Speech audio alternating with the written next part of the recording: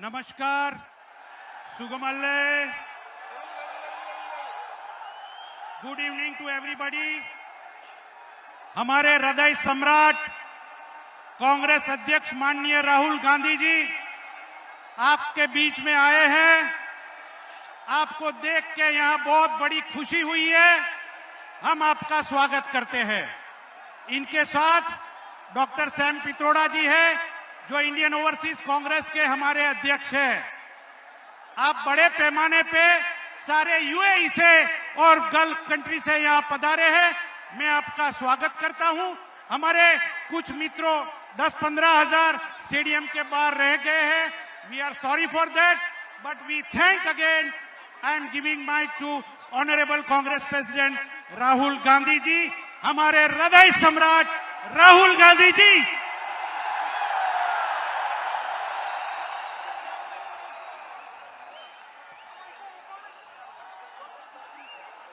Thank you very much for coming here this evening. I would like to begin by thanking His Highness Sheikh Khalifa bin Zayed Al Nahyan, President of UAE, His Highness Sheikh Mohammed bin Rashid Al Maktoum, Vice President and Prime Minister of UAE and ruler of Dubai, His Highness Sheikh Mohammed bin Zayed Al Nahyan, Crown Prince of Abu Dhabi and Deputy Supreme Commander of the UAE Armed Forces, and the other rulers of this great nation. I would also like to thank my brothers and sisters from our great nation who have come here today, and I want to thank you,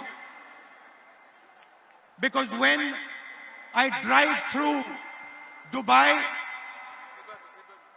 or I drive through UAE, I see your energy, your blood and sweat. You have helped build this nation.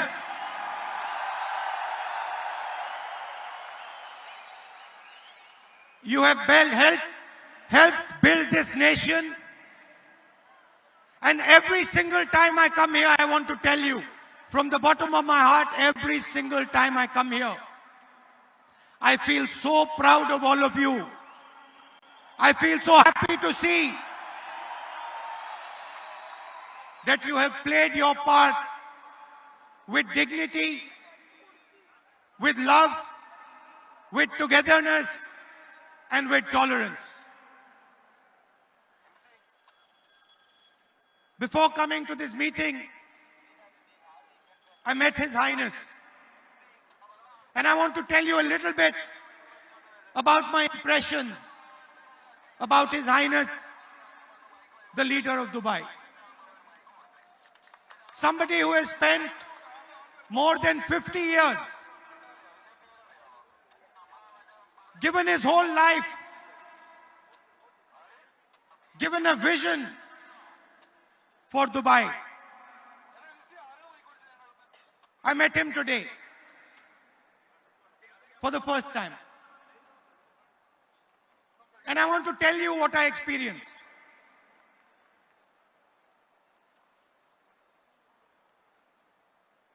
The number one emotion I experienced in His Highness was humility.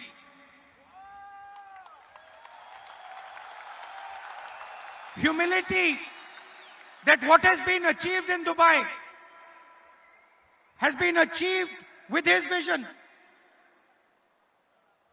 But the humility an absolute 100% lack of any arrogance in him.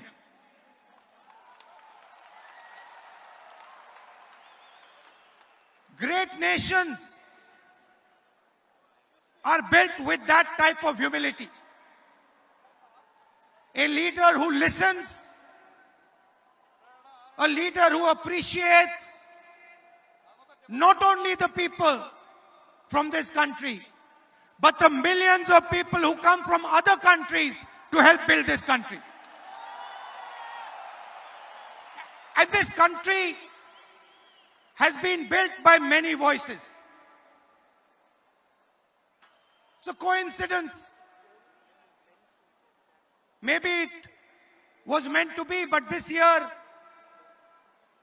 in the UAE is the year of tolerance.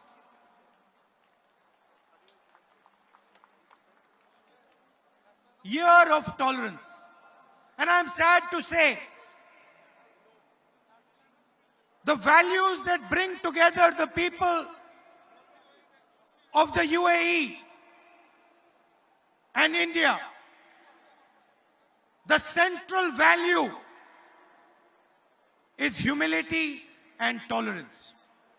Tolerance for different ideas, different religions, different communities, different way of doing things. And I am sad to say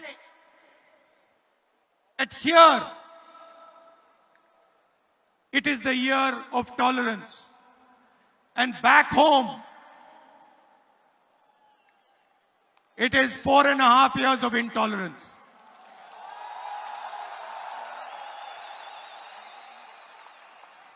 And this bridge that has been built between UAE and our great India, this is not a new bridge. You have come here, you have given your blood, your sweat, and you built this great city. But you're not the first. For hundreds of years, people from India have been coming to Dubai, to the UAE. And people from Dubai and the UAE have been coming to our home. And if we are successful because of the value of tolerance, of listening, of working together, and most important, the value I saw today in His Highness called humility. So I want to start by telling you, all of you, that you have achieved great things here. And you are going to achieve even greater things. And I want you to know, as an Indian leader, as somebody who has come from India to speak to you, I want you to know that you are India's biggest strength. Not only in Dubai, not only in the UAE, I'm not only speaking to you. I'm speaking to every single Indian, whether he's in Canada, in the United States, Europe, Africa, Middle East. I'm speaking to all of you.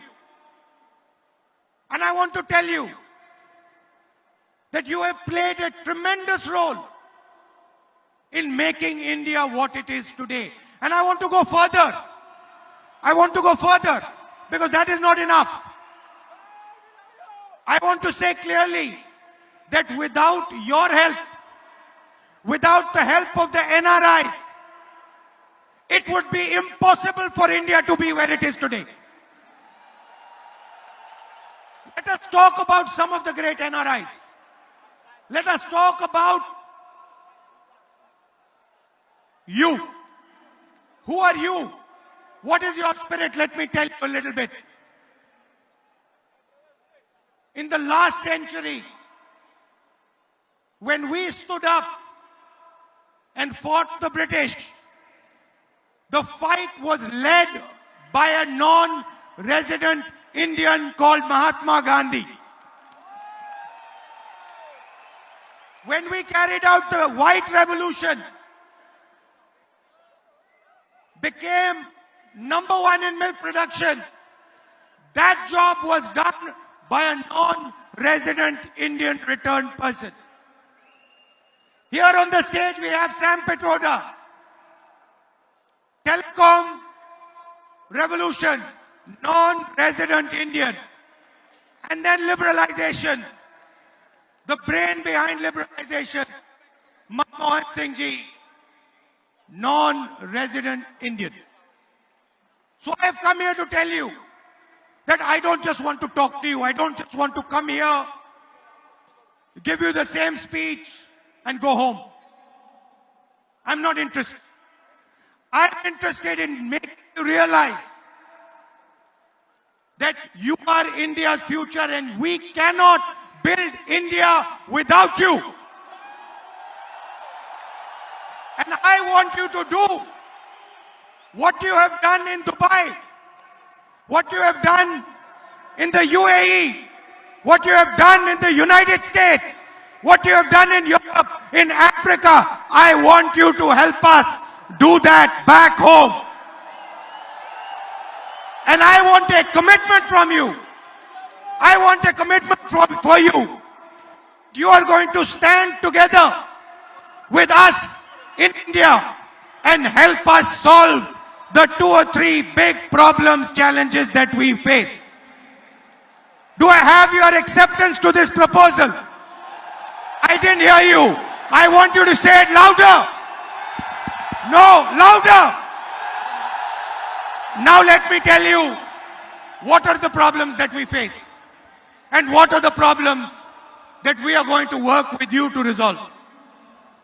And I'm happy to see that there are many ladies here because you are also part of that equation. The single biggest problem that we face in India today, over 1 billion people are facing a crisis of unemployment. You go to India, you talk to youngsters there and they will tell you that we have been devastated by demonetization and by GST, and we simply do not have employment. So the first problem that India needs to take head on, we are in a cricket stadium, not on the back foot, but on the front foot is unemployment. And we need to show the rest of the world that not only can India beat unemployment, but India can challenge our neighbor China when it comes to manufacturing and when it comes to employment. And you have a central role in resolving this problem. You agree with that? You're ready to help? Okay. The second big problem, India has been brought where it is. India has been made successful on the back of our farmers. And if I was to ask some of you here what your parents or grandparents used to do in India, many of you will say they were farmers. Am I correct? And today, our farmers are in deep trouble. They are struggling and they cannot see the future. So we have to transform Indian agriculture the same way we carried out a green revolution. We have to carry out a second green revolution, a new green revolution that will take Indian agricultural products, foods, vegetables, and put them on every single plate in the rest of the world. In Dubai, in London, Paris, Germany, America, Canada. For that, we have to give agriculture high technology and we have to give them the knowledge that you currently have. You agree? So that is the second problem. Like Mr. Kurian did, I want people from this crowd who have understanding, who have knowledge to come back home and work with us. Sam Petroda is helping us, Mr. Chithambaram, Sam Petroda and a list of people is helping us create the manifesto for the 2019 election. The manifesto is going to contain our plan for the future of India. It is going to be an expression not just of the Congress party, not of one person, not of one individual. It is going to be an expression of the millions and billions of Indians.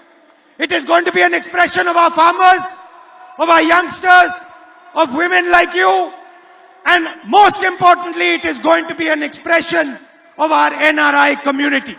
I want your voice to be inside the manifesto the Congress party produces. I have told Sam Petroda that he is going to have detailed conversations with our NRI community in Dubai, in Abu Dhabi, in the UAE, in the Gulf, in America, Canada, rest of the world. And we are going to ask you what you need in that manifesto and what you tell us we are going to do for you. And I understand that you have a problem of representation. You have mentioned to me that you have a desire to be represented in India, Indian politics. You want to be represented in the Rajya Sabha. You want your expression to be heard in India. And I'm here to tell you that we are going to do that for you. We are going to make sure that your voice is heard in your country, that your voice is embedded deeply in our manifesto. This is what we are going to do. The last 5 years, not as a Congress person, but as an Indian, they have been sad years for me. And I want to tell you why they have been sad. Today, I was told by His Highness that it is the year of tolerance. What is tolerance? Tolerance is listening to people. Tolerance is embracing people. Tolerance is embracing ideas that are different than yours. People of different religions, people of different communities, that is tolerance. I want to ask you, can you have tolerance without humility? Is tolerance possible without humility? Is tolerance possible with arrogance? Can you run a country like India believing that only one idea is correct and all other ideas are wrong? Never. It simply cannot be done.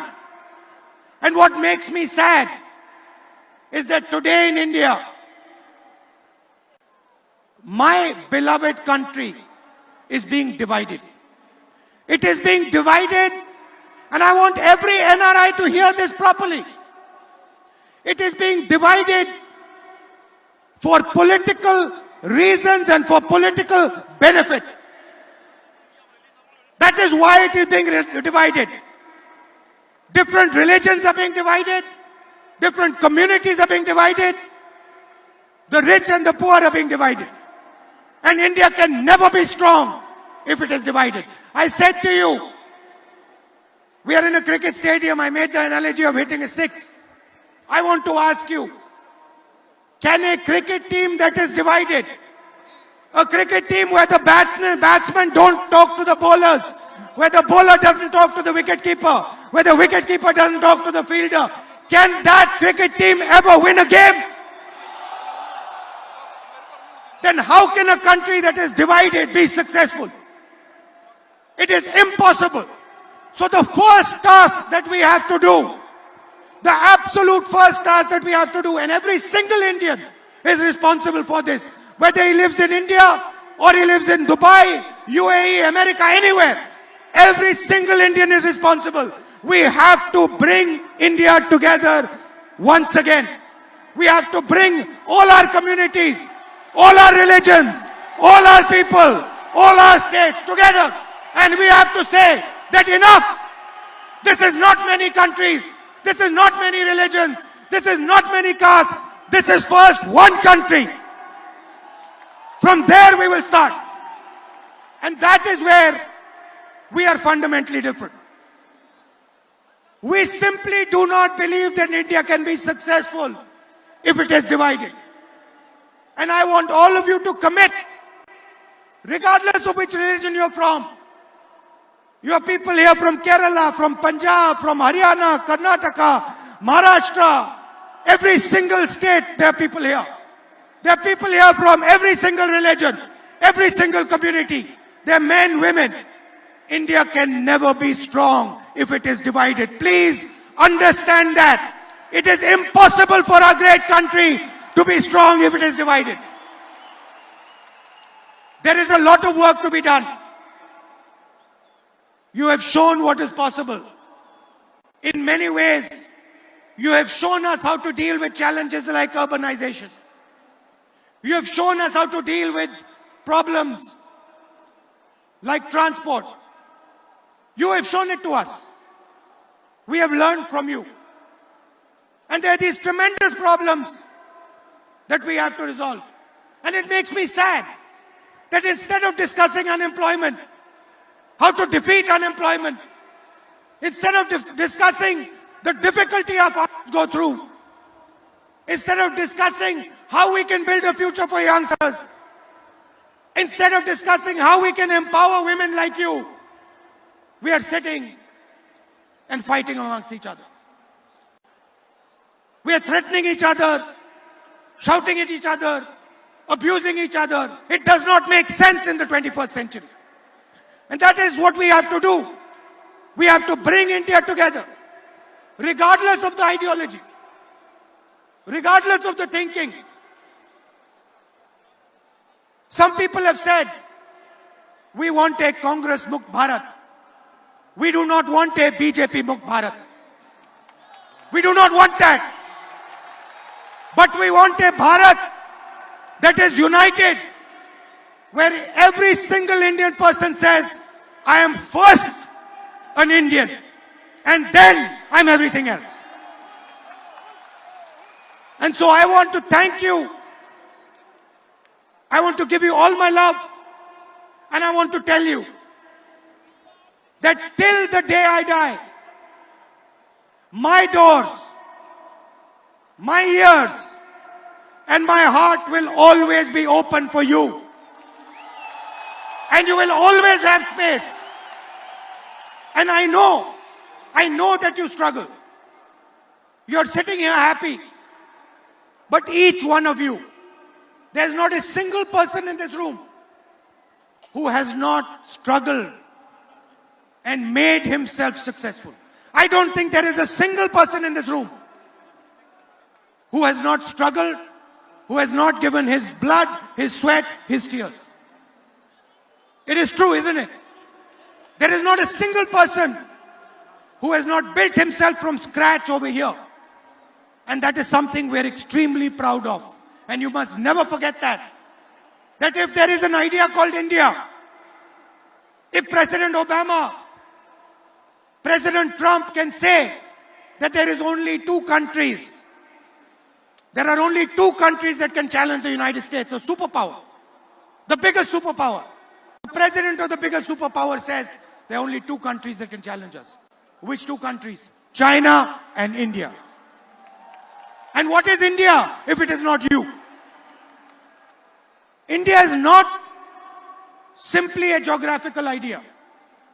India is not simply an idea that is bounded by India's geography. You come to Dubai, the idea of India is carried with you in your heart. You carry it in your heart. No one can take it out. No one can remove it from your heart. And that is what is common between all of us, every single one of us. So I want you to understand deeply that India's future is directly linked to your future. If you realize that if you are unhappy, if you are feeling trouble, India is unhappy. India is feeling troubled. If you are happy, if you are successful, India is happy, India is successful. Realize that you are part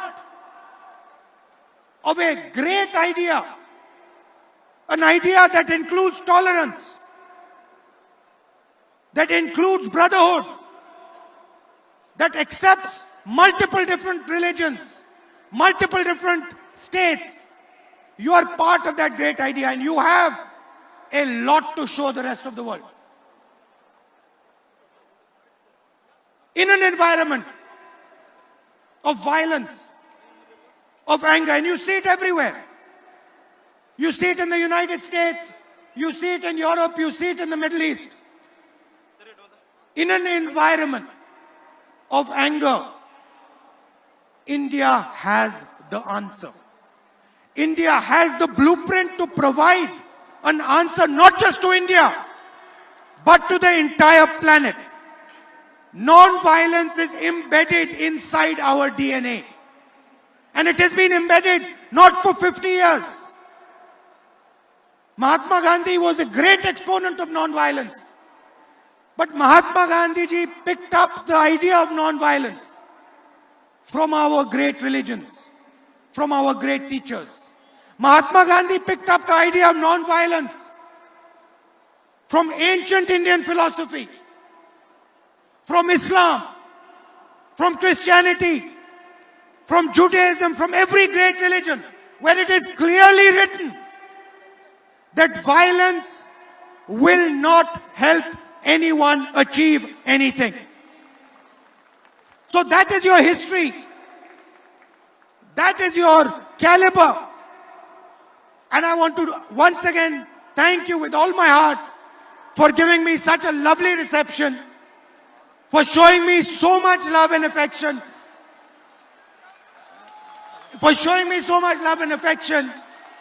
in Dubai, so many miles from home. You have made me feel as if I am sitting back at home in India. So thank you for that. And once again, I want you to know, and I don't care who you are, I want you to know that my doors are open to you.